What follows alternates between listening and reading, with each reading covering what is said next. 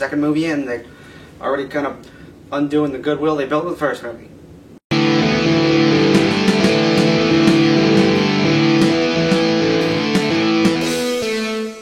Batman v Superman Dawn of Justice. Batman v Superman Dawn of Justice is the second movie in this DC cinematic universe. It's again directed by Zack Snyder. This one takes place about 2 years after the events of Man of Steel. You have Batman now, and he's not a fan of Superman, so he wants to go fight him. And then you also have Lex Luthor there, and then you also have Lois Lane on her little campaign, and Wonder Woman is here, and maybe some other superheroes are set up because it is the Dawn of Justice after all. A lot of shit going on in this movie, which obviously I'm going to talk spoilers, so you've been warned. Right out the gate, the opening credits are playing over Batman's origin story. Nice Zack Snyder stylized retelling of Batman's origin. Why are we getting Batman's origin story again?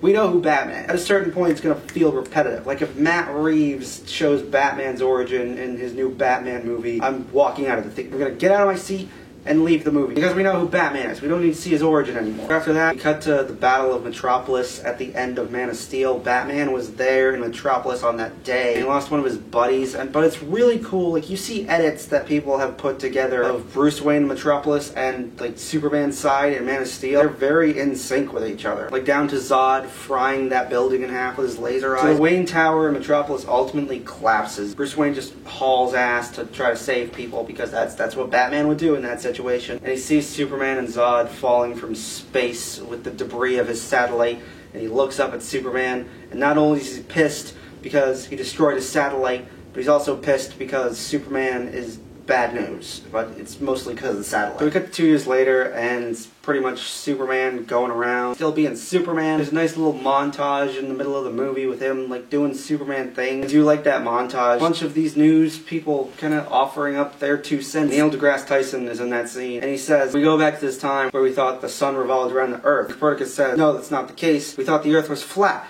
We found out it wasn't." Right when we get to this point where we're starting to understand the universe, something like Superman shows up, and we find out that we barely scratched the surface of what we know. And that's one of the elements of the movie that I actually like. I like that Man of Steel kind of dove into, what if there was this Superman character? How would that be in the real world? And this movie kind of puts him under the microscope and be like, alright, once he reveals himself to the world, how does the world perceive? Obviously, there are going to be people that view him as a threat, there are going to be people that view him as a god, there are people who view him as a hero, and Batman is one of those people that just is not a fan of him. I love Ben Affleck as Batman in this movie.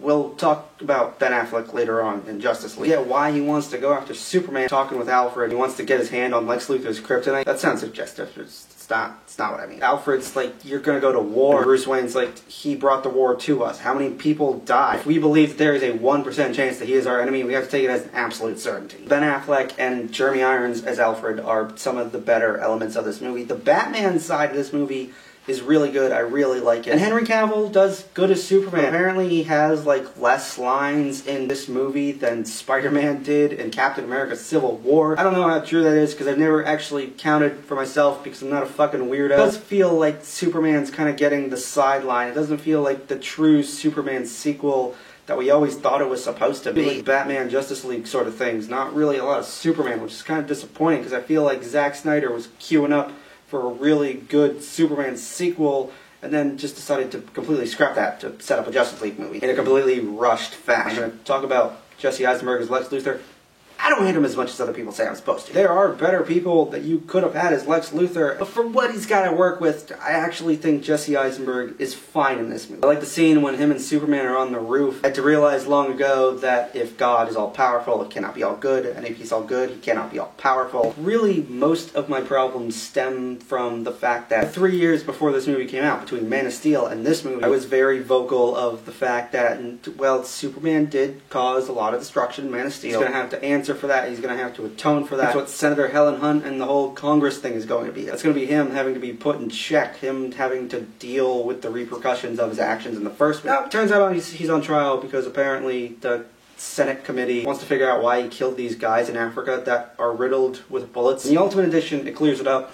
They burned the bodies of those guys so it would look like Superman laser visioned them. Mainly gonna complain about the theatrical cut and how the theatrical cut was like, no, just they got shot, and they think Superman shot them with a gun. Because Superman, the guy who could punch people all the way to the next continent, could fry someone with heat vision and freeze them with ice breath, used a gun to kill these guys.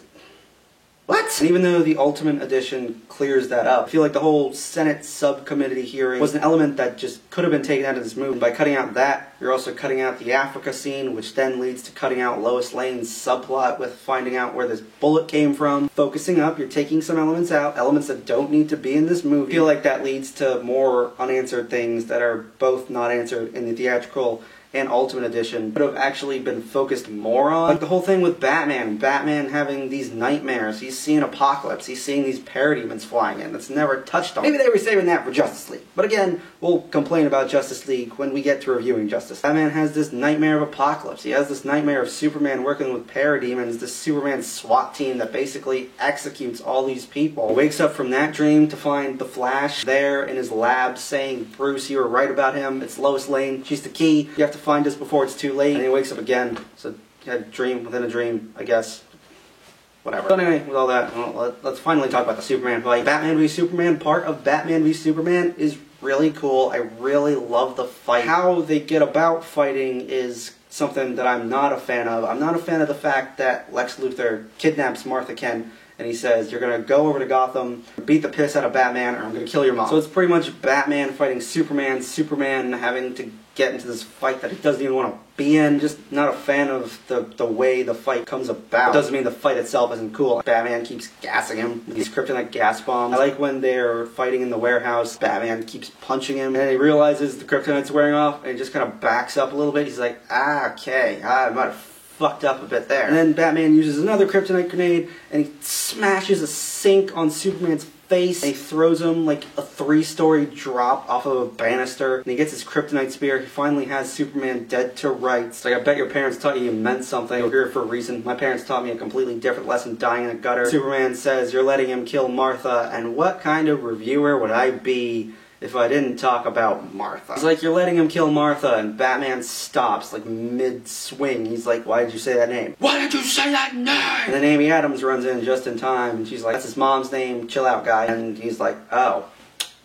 Alright, your mom's name is Martha, just like mine. That's cool. I get what Zack Snyder was going for, it's just, he didn't really stick the landing on it. Batman goes to save Martha, and he's mowing people down in the Batwing, which is straight up murder. I feel like everything that Zack Snyder did, as much as he kind of, you know, detoured from the regular Superman, I still felt like that at his core, that Superman that we saw in Man of Steel was still like in the early stages of going to one day become the Superman that we know and love. This version of Batman is just brutal for the sake of being brutal and punishing people for the sake of punishing people. He has this Bat brand, and he knows that's something that's gonna get people killed in prison. But none of that matters, because he gets in the warehouse to save Martha. That's one of the coolest Batman throwdowns ever put to screen. It's like straight up out of one of the Arkham games. And Batman kicks all their asses, he saves Martha, Superman goes after Lex, who's creating Doomsday, and now Superman's fighting Doomsday. Batman leads Doomsday to this abandoned port. They really do want to drive it home that's abandoned, and there are not going to be any human casualties because they don't want to catch any more flack like they did at the end of Man of Steel. Doomsday is pretty much about to roast Batman, and then Wonder Woman comes in just in the nick of time to save the day. And let's backtrack to Wonder Woman reading an email about the Justice League, which that is lazy screenwriting. Why does she read an email? I like Flash's cameo. I like how he stops that convenience store robbery, like he's just buying milk, and then he zooms off, and the milk doesn't even move. Aquaman's cameo is weird. He's just kind of mean-mugging the camera and then kills a scuba diver. Cyborg gets created by Mother Box, ultimately, and that's his cameo. Feels really kind of tacked on, just feels like such a last-minute addition. Apparently it wasn't. Apparently that was always the plan. And if it was always the plan, maybe do it a little bit better than you ended up doing in the movie. Just saying. Jump back to Doomsday fight. Wonder Woman, Batman, and Superman, they all team up. They're fighting Doomsday, and Doomsday is just kind of there for the same reason that he was created for the comics, and that's to basically kill Superman. Superman gets the kryptonite spear, he charges at Doomsday, stabs Doomsday in the gut, Doomsday stabs Superman in the gut, and they both end up dying. The fact that I grew so attached to this version of Superman in Man of Steel, and then when he dies in Batman v Superman, I just end up feeling nothing. It kind of sucks. I feel nothing when he died. I feel like he died for the sake of doing something different, for having Batman actually be the one to form the Justice League. Which I'm fine with. I'm fine with Batman being the one to sound the horn. Just why did they go about doing it the way that they ended up doing it? Just not a fan of it. So yeah, Superman's dead. It's National Day of Mourning. They bury him. Bruce Wayne's talking with Wonder Woman. He's like, can you help me find the others? Like, what if they don't want to be found? They're not going to have a choice. Because Steppenwolf is coming, and I'm just going to go visit Lex Luthor in prison, who's going to talk about how a bell has been rung. It can't be unrung, and he's coming because they know that the god is dead. And it cuts back to Clark Kent buried in his grave, and then the rocks rise up, and it cuts to credits. And that's the movie. So they make the ballsy choice of killing Superman off and then don't fully commit to it. Guys, in the end, I know I might have laid into this movie more than I meant to, but I feel like Batman v Superman just has a lot of problems. It's still fine. It's still a fun watch given if you're in the right mood and if you have the right blood alcohol content. I mean, Batman killing aside, my main issues with the movie just stem from the fact that it's not very cohesive. I feel like a lot of things just kind of happen. Not only are there storylines that could have been plucked out, those storylines could have been actually plucked out for the sake of fleshing out more storylines. Rather had more focus on some storylines than the others. The Ultimate Edition doesn't really do a good job of clearing any of that up. It's just an extra half hour of nonsense. Batman v Superman is a mess. It really did disappoint me because if I remember correctly, this was my most anticipated movie of the year that it was coming out. Hans Zimmer's score is still great. The visuals are still great. Zack Snyder, from a visual standpoint, really does know his shit. The movie is like Iron Man 2. You're following up your really great first movie with a movie that's just meant to set up other things, and it kind of suffers just at the expense of that. I feel like Iron Man 2 and Batman v Superman are parallels of their respective cinematic universes, and for that I will give Batman v Superman the same rating that I gave Iron Man 2. I will say Batman v Superman Dawn of Justice is a guilty pleasure. I'm not saying the movie's terrible. I'm saying the movie is fine under certain circumstances. You can still have fun with the movie. Sometimes movies that you're really looking forward to disappoint you, even if it is a movie with Batman and Superman fighting. So anyway guys, my review of Wonder Woman is right around the corner. Like I said, I'm skipping Suicide Squad because I already reviewed Suicide Squad and I gave it a high score, but just know that I think Suicide Squad sucks now. It's been 3 years and I recognize that movie is garbage. So anyway, Batman v Superman, Man of Steel, which one do you prefer? You can sound off in the comments, and if you like what you've seen, you can click right here, and I will see you guys next time.